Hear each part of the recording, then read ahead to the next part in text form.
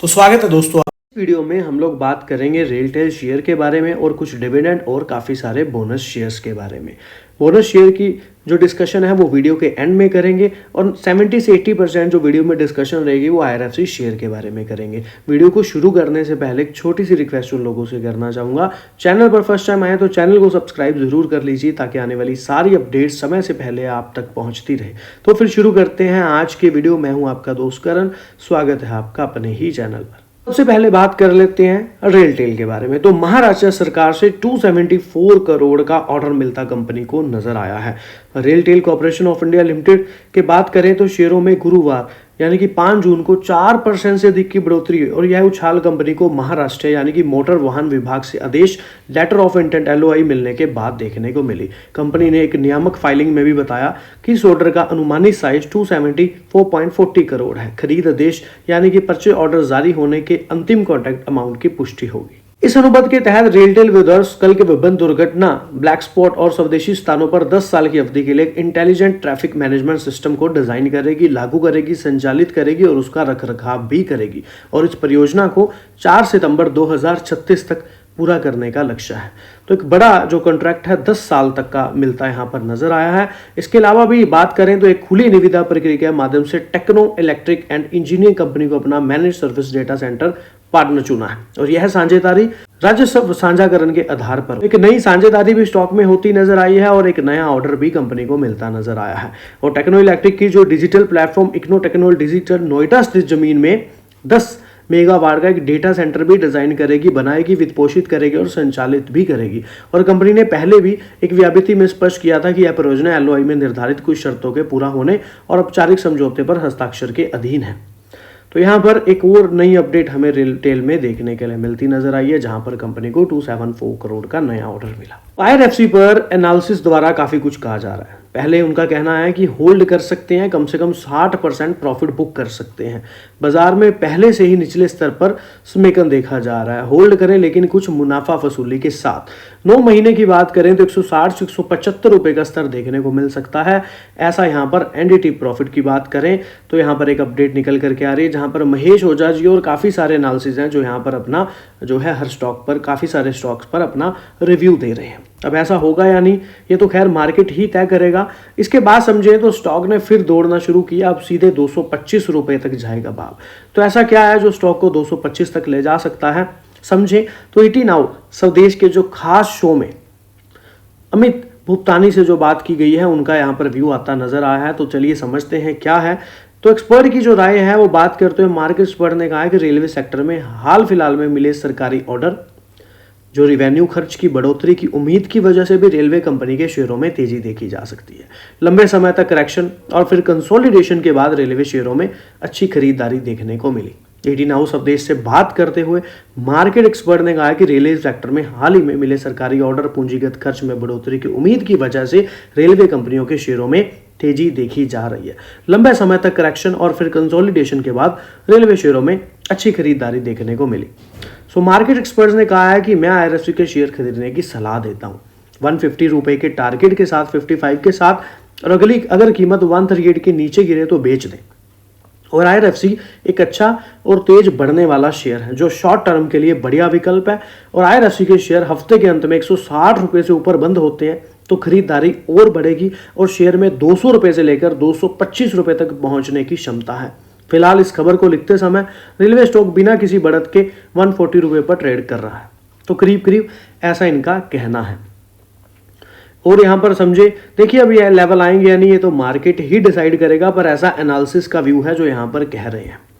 इसके अलावा देखिए रेलवे शेयरों में तेजी की वजह आपको पता है सेफ्टी टेक्नोलॉजी का बढ़ता इस्तेमाल, RTS और हाई स्पीड रेल प्रोजेक्ट की प्रगति, दिल्ली मेरठ कॉरिडोर की शुरुआत, पॉजिटिव खबरें हैं। EPC model railway engineering procurement construction model को तेजी से अपना रहा है और जिससे बड़े ठेके भी मिल रहे हैं। रेलवे सेक्टर सरकार की इंफ्रास्ट्रक्चर पॉलिसी का केंद्र भी बन चुका है और लगातार ऑर्डर इनफ्लो, मजबूत ऑर्डर बुक शेयरों में तेजी की वजह भी बनता नजर आ रहा है।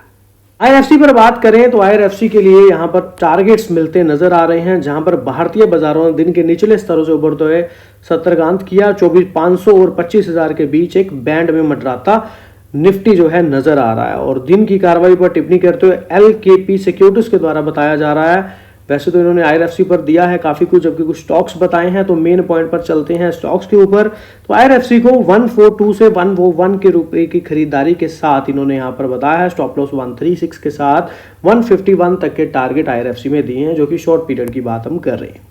शेयर ने साप्ताहिक चार्ट पर एक समेकन ब्रेकआउट किया है, संभावित ऊपर की ओर रुझान की शुरुआत का संकेत देता है। साप्ताहिक और दैनिक चार्ट दोनों पर अपने जो महत्वपूर्ण 20 डे EMA से काफी ऊपर भी बना हुआ है, जो कि मजबूत सपोर्ट और चल रही तेजी की भावना को दर्शाता है। RSI भी दोनों सीमा से पर एक तेजी वाले क्रॉसओवर में है, जो कि पॉजिटिव गति को मजबूत करता है और तकनीकी सेटअप स्टॉक में मजबूती का संकेत भी देता है, जिसमें निकट अवधि में और अधिक तेजी की संभावना है, ऐसा इनके द्वारा LK सिक्योरिटीज के द्वारा कहना है। बाकी ये होगा या नहीं, ये तो मार्केट ही तय करेगा। चलिए बात कर लेते हैं IRFC में।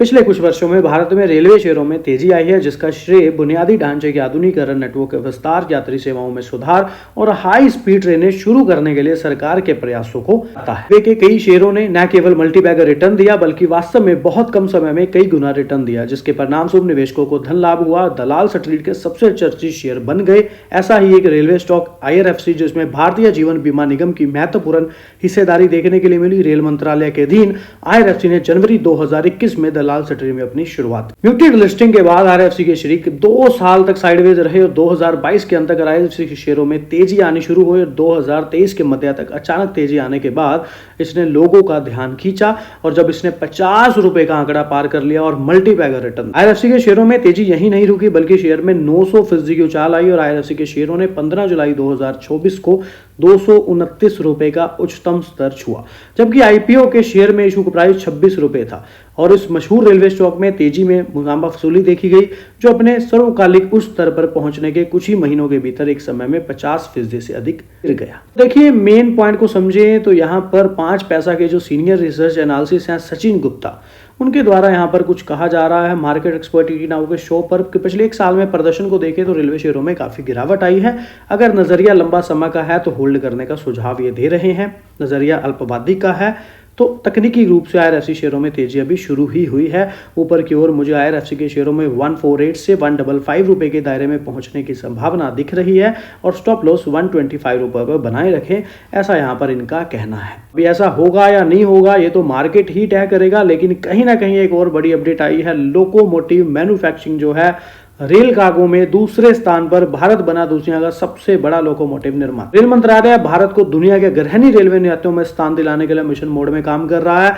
2047 तक विकसित भारत के लक्ष्य को हासिल करने के लिए भारतीय रेलवे अपने प्रयासों को तेज कर रहा है। नेशनल ट्रांसपोर्टर कई मोर्चों पर आगे बढ़ रहा है।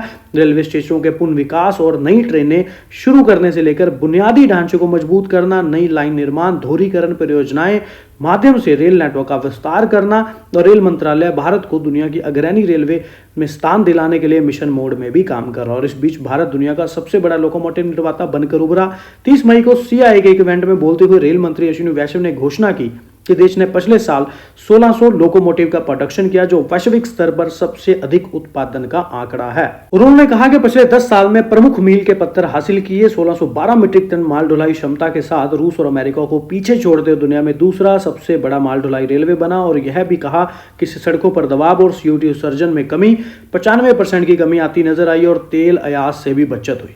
और राष्ट्रीय ट्रांसपोर्टर ने अगले 3 वर्षों में सभी पुराने कोचों को नए कोचों से बदलने का भी लक्ष्य रखा। वैष्णव जी ने कहा, पिछले 10 साल में हमने 41,000 LPG कोच बनाए। अब अगले 3 साल में हम पूरे रेल नेटवर्क में सभी पुराने कोचों को नए कोचों में बदलेंगे। तो काफी अच्छी अपडेट रेलवे के शेयरों के लिए आती नजर आ रही है। आगे भी मैंने कंसेप्ट समझाया है, जिसमें मैंने 6 शेयरों के बारे में भी साथ में डिस्कशन की है, तो वो तो सिर्फ 1 मिनट में ही कंप्लीट हो जाएंगे, लेकिन क्या सिनेरियो है उससे पहले वो समझने वाला है।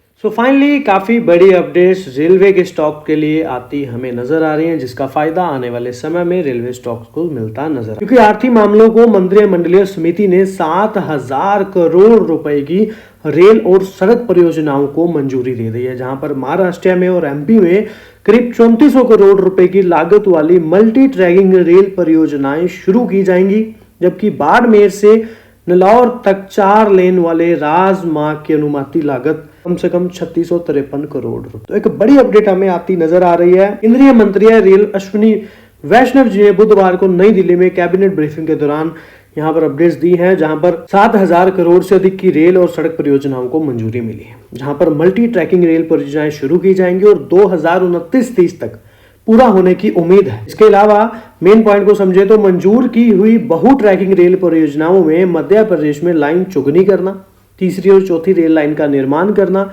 जहां पर इसके साथ साथ आरवीएनएल स्टॉक को भी बेनिफिट मिलता नजर आ सकता है। क्योंकि देखिए जैसे जैसे गवर्नमेंट है ना बजट मेन अपना बढ़ाती रहेगी, पैसा रेलवे के लिए लगाती रहेगी, वैसे वैसे रेलवे से रिलेटेड कंपनियां कहीं ना कहीं कुछ ना कुछ ऑर्डर तो एक उम्मीद के साथ ही हम कह सकते हैं कि किसी कंपनी का कोई बिजनेस है तो उसको ऑर्डर मिलने के चांसेस रहेंगे। और आरवीएनएल की एक खासियत है कि वो हमेशा कम बोली में ऑर्डर को खरीदती है। और फिर बाकी अगर रेलवे के स्टॉक्स जैसे आरवीएनएल या आईकॉन अगर काम कर रहे हैं तो आईआरएफसी का बेनिफिट क्या है, आईआरएफसी को बेनिफिट क्या है, आईआरएफसी यहाँ पर लीज पर लोन दे रही है, उसका सबसे बड़ा मोटिव यही है। देखिए दोनों परियोजनाओं में 4 जिलों को कवर करेंगे और रेल मेट्रो में 176 किलोमीटर की दूरी जोड़ी जाएगी और इस परियोजना से 784 गांवों तक कनेक्टिविटी बढ़ेगी, जिसकी आबादी करीब 20 लाख के करीब है।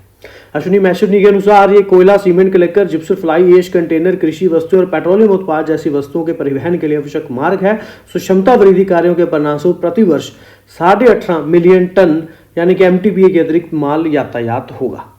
तो ये भी एक बड़ी अपडेट यहाँ पर इन्होंने बताई। और एक मीडिया ब्रीफिंग के दौरान उन्होंने कहा है कि पर्यावरण अनुकूल ऊर्जा कुशल परिवहन का साधन होने के कारण जलवायु लक्ष्यों को प्राप्त करने और देश की रसद लागत को कम करने और तेल आयात यानी कि 20 करोड़ लीटर को कम करने और CO उत्सर्जन 99 करोड़ किलोग्राम को कम करने में मदद मिलेगी। तो इसी तरह से अलग अलग जगहों पर अलग अलग अमाउंट्स यहाँ पर बड़ी परियोजनाएं हमें रेलवे में देखने के लिए मिल रही है, जिसका इम्पैक्ट हमें स्टॉक्स पर भी देखने के लिए मिल सकता है। इस सही समय पर एक अपडेट हमें देखने के लिए मिली है, जबकि स्टॉक अपने चरम सीमा पर यानी कि अपने जो हैं रेजिस्टेंस के करीब इंपॉर्टेंट खड़े हैं इस समय। अगर वो होल्ड करके उसको ब्रेकआउट्स करते हैं रेलवे के काफ़ी सारे शेयर्स जो हैं, तो आगे हमें अच्छा सिनेरियो भी देखने के लिए मिल सकता है। अदरवाइज अगर वहां से डिक्लाइन होता है तो नीचे की तरफ सेलिंग का प्रेशर भी बन सकता है। दोनों ही चीजें साथ में हैं, लेकिन ये अपडेट रेलवे के लिए काफी अच्छा काम करती नजर आ सकती है, जिसका इंपैक्ट हो सकता है मंडे ट्यूसडे को ही बाजार में देखने के लिए मिले। एलआईसी ने चुपचाप 3 नए स्टॉक जोड़ दिए, उसे क्या पता है जो हमें नहीं। तो एलआईसी शायद ही कभी बाजार को चौंकाती है। भारत के सबसे बड़े और सबसे रूढ़िवादी संस्थागत निवेशकों में से एक रूप में यह पश्चिम नामों के साथ रहना पसंद करता है और सिर्फ बुनियादी बातों और पूर्वानुमानित नकदी प्रवाह के साथ परिपक्व व्यवसाय है। मार्च के शेयर होल्डिंग डेटा में एलआईसी ने चुपचाप अपने पोर्टफोलियो में 3 नई कंपनियां जोड़ी हैं। सभी पहली बार शामिल की गई हैं और कोई भी आकर्षक या नई सूचीबद्ध नहीं है,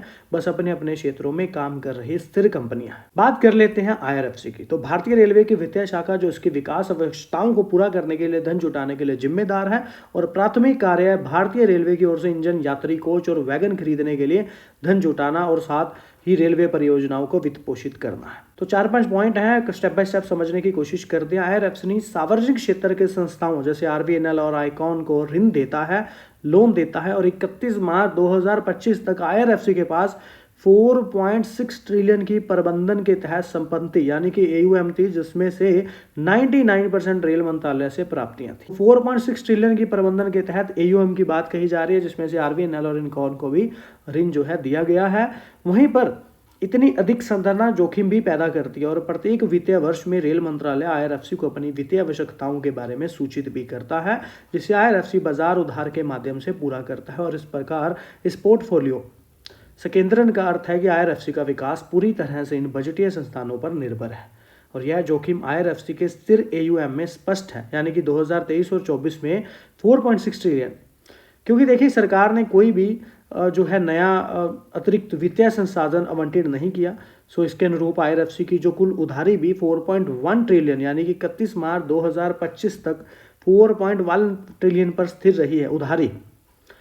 वित्त वर्ष 25 के लिए वृद्धिशील स्वतंत्र केवल 73 बिलियन था, 73.8 बिलियन। लेकिन वहीं पर इसी अति निर्भरता को कम करने के लिए आईआरएफसी ने उन संस्थाओं को वित्त पोषित करके विविधीकरण की योजना बना रहा है और भारतीय रेलवे के साथ आगे या पीछे का संबंध है। यह वर्तमान में इसी विविधीकरण का समर्थन करने के लिए, मतलब कि उसको अपग्रेड करने या बढ़ाने के लिए, उसका सपोर्ट करने के लिए सिस्टम और प्रक्रियाएं स्थापित कर रहा है। क्योंकि देखिए जैसे दुबे जी ने काफ़ी अच्छी स्टेटमेंट्स दी थी जो हमने आपके साथ शेयर करी थी, और स्थिर AUM के साथ आईआरएफसी की जो वित्तीय स्थिति में कोई भी वृद्धि नहीं हुई है, क्योंकि वित्त वर्ष 25 में जो शुद्ध ब्याज आय है वो 2% बढ़कर 67.7 बिलियन हो गई है, और जो शुद्ध ब्याज मार्जिन है उसमें भी 4 आधार अंकों की वृद्धि के साथ 1.42 का सपोर्ट मिला। यह समझना भी महत्वपूर्ण है कि IRFC अपनी रिटर्न कैसे कमाता है। और वहीं पर ये लागत है प्लस मॉडल का पालन करता है, मतलब कि जो अपनी उधारी लागत है, हो सकता है कुछ समझ ना आ रहा हो या फिर कुछ मतलब बोरिंग टाइप हो, लेकिन ये देखिए पॉइंट तो जो है वो तो बदलने नहीं वाले, लेकिन कुछ तो समझ आ रहा होगा इन पॉइंट्स में आप देखिए जब लागत पल्स मॉडल का पालन करता है और अपनी उधारी लागत पर मार्कअप अर्जित भी करता है, मतलब कि रेल मंत्रालय के साथ MOR के साथ समझौते के तहत, जो रेल मंत्रालय के साथ MOR यानी कि समझौते के तहत रेलवे IRFC को अर्धवार्षिक किस्तों में चुकाता है, जिसमें फंड की लागत और सहमत मार्जिन शामिल होता है। और अगर बात करें पिछले वर्ष की तुलना में शुद्ध प्रॉफिट की, तो 1.4% बढ़कर 65 बिलियन हो गया, यानी कि 0.1% ही सुनिश्चित करते हैं, और इसका लाभ मोटे तौर पर इसकी शुद्ध आय ब्याज के अनुरूप बना रहे। इसके अलावा समझे तो देखिए कंपनी की जो कुल संपत्ति पर रिटर्न है 25 में और 24 दोनों के लिए 1.3 अपरिवर्तित रहा है। तो रेल मंत्रालय ने वित्त वर्ष 26 के लिए कोई लक्ष्य निर्धारित नहीं किया, और जिसका अर्थ है कि वित्त वर्ष 26 में वृद्धि स्थिर रहने की संभावना है। तिमाही में LIC की बात कर लें तो IRFC में 1.5% हिस्सेदारी खरीदी है LIC ने, क्योंकि देखिए मूल्यांकन के दृष्टिकोण से समझें तो IRFC फिलहाल 3.5 के प्राइस टू बुक वैल्यू पर मल्टी पर कारोबार कर रहा है, जो 4 साल के औसत पर 1x से अधिक है। तो यहाँ पर काफ़ी सारी चीज़ें हमने यहाँ पर समझी कि रेल मंत्रालय के साथ जो समझौता हुआ है उसमें अर्धवार्षिक किस्तों में चुकाता है, और जिसमें फंड की लागत और सहमत मार्जिन भी शामिल होता है। इसके अलावा देखिए 26 में कोई वृद्धि स्थिर रहने की संभावना बनती नजर आ रही, क्योंकि कोई भी लक्ष्य अभी निर्धारित नहीं होता नजर आ रहा। बाकी दुबे जी ने जो स्टेटमेंट्स दी थी वो आप अलग से समझ सकते हैं, क्योंकि उनकी स्टेटमेंट्स भी काफ़ी अच्छी दी गई हैं, आगे भी मैंने शायद डिस्कस करी हुई हैं। इसके अलावा देखिए AUM पे हमने बात करी है कि कंपनी का इस समय उधारी बहुत है, जो कहीं ना कहीं जोखिम भी पैदा करती है, लेकिन ये अलग बात है कि फिलहाल मतलब जो समझते हैं सिस्टम को, क्योंकि भारत आपको पता है गवर्नमेंट का फोकस रेलवे पर बना रहता है, तो जिस वजह से यहाँ पर अगर गवर्नमेंट पैसा लगाती रहेगी रेलवे पर तो कहीं ना कहीं इन कंपनियों को भी बड़ा फायदा इन फ्यूचर मिलता नजर आ सकता है। दूसरा पॉइंट यहाँ पर समझे तो कंपनी हर साल करीब 2 डिविडेंड देती नजर आ रही है। 2023 में 2 डिविडेंड मिले, 2024 में 2 डिविडेंड मिले, और फिलहाल 25 अभी चल रहा है तो 1 डिविडेंड देखने के लिए मिल चुका। एक्सपेक्टेशंस हैं कि आगे भी नवंबर दिसंबर या नवंबर के करीब या अक्टूबर के करीब 1 डिविडेंड और आता नजर आ सकता है। म्यूचुअल फंड की बात कर लें तो अप्रैल मंथ के म्यूचुअल फंड डाटे के अपडेट के अकॉर्डिंग 4,08,000 के स्टॉक्स का करीब चेंज हुआ है। 49 म्यूचुअल फंड ने बाय किया है, 13 म्यूचुअल फंड ने सेल किया है। खरीदने वाले ज्यादा हैं, और मजे की बात यहाँ पर यह है कि नवंबर और दिसंबर में काफी अच्छी बाइंग म्यूचुअल फंड ने IRFC द्वारा करी थी IRFC में, लेकिन जन फेब या मार्च इन तीनों में बिकवाली ज्यादा देखने के लिए मिली, कोई बड़ी बाइंग नहीं है। इस बार जरूर फिर अप्रैल मंथ में कुछ बाइंग हमें आती नजर आई है, जितनी की बाइंग करीब फेब में भी आती नजर आई। यहाँ पर अश्विनी वैष्णव जी ने अगले 2 से 3 वर्षों में 100 अमृत भारत, 50 नमो भारत और 200 वंदे भारत तक की यहाँ पर निर्माण के लिए ट्रेनों की बात यहाँ पर कही। इसके अलावा समझे तो यहाँ पर 2025-26 के बजट में जो भारतीय रेलवे के उन्नयन पर सरकार का ध्यान जारी है, 2.52 लाख करोड़ रुपए का आवंटन किया गया, और वैष्णव जी ने 4.6 लाख करोड़ रुपए की नई परियोजना पर भी प्रकाश डाला। देखिए जब रेलवे पर बड़ी इन्वेस्टमेंट होती रहेंगी तो रेलवे की कंपनियों को उनका बेनिफिट मिलता ही रहे। अगर इस बात को शॉर्ट में समझेंगे तो भी एक ही लाइन बनती है, लंबे में समझेंगे तभी एक बात बनती है। अगर गवर्नमेंट का, सरकार का निवेश पूंजीगत रेलवे पर बढ़ता है तो नो डाउट रेलवे से रिलेटेड जो कंपनियां हैं उन सभी कंपनियों पर ही कैसे ना कैसे करके इफेक्ट जरूर पड़ता है, क्योंकि कोई ना कोई प्रोजेक्ट, कोई ना कोई कर्म, कोई ना कोई कार्य कंपनी कर रही है। ये हमको पता होना चाहिए कि हमारी कंपनी जो है, जो हम इस पर निवेश कर रहे हैं, उसका बिजनेस जो है वो बिजनेस उससे रिलेटेड है या नहीं। तो IRFC का सबसे बड़ा मेन सिनेरियो क्या रहता है आपको पता है, पेपर देना, नई परियोजना। अब कंपनी नवरत्न स्टेटस पर भी है, 1000 करोड़ तक का खुद का डिसीजन ले सकती है, और काफी सारी एडवांटेज भी हैं जो अभी यहाँ पर आगे दुबे जी ने जो कहा है वो मैंने शेयर किया हुआ, जिससे काफी चीजें क्लैरिटी से पता चलती हैं। अगले 4 से 5 वर्षों में पूरा हो जाएंगे, और इन परियोजना में नई रेलवे लाइनें बिछाना भी है, पुनः विकास करना भी है, फ्लाईओवर भी है, और अंडरपास का निर्माण करना भी शामिल है। और 31 मार्च तक तो 1400 कोच पूरे होने की उम्मीद भी बताई गई है, और 25-26 में 2000 नए टर्नल कोच का लक्ष्य है, और 1000 नए फ्लाईओवर को मंजूरी भी दे दी गई है। डिस्काउंट पर मिल रहा है। रेलवे PSU स्टॉक खरीदना चाहिए या नहीं, तो आप लोगों को पता है पीक से काफी बड़ी गिरावट रेलवे के स्टॉक्स में होती नजर आई। SBI की बात कर लें तो SBI का भी डिविडेंड 30 मई की रिकॉर्ड डेट के साथ मिलता यहाँ पर नजर आएगा। टाटा पावर कंपनी के कल शानदार रिजल्ट्स के बाद कंपनी ने यहाँ पर जो डिविडेंड है वो यहाँ पर रिकॉर्ड डेट 20 जून रखी है, लेकिन यहाँ पर 4 जुलाई को जो 2025 को होने वाली कंपनी की 106वीं वार्षिक आम बैठक है, जो कि एजीएम शेयर धारकों की मंजूरी के साथ चलती नजर आएगी, अधीन है।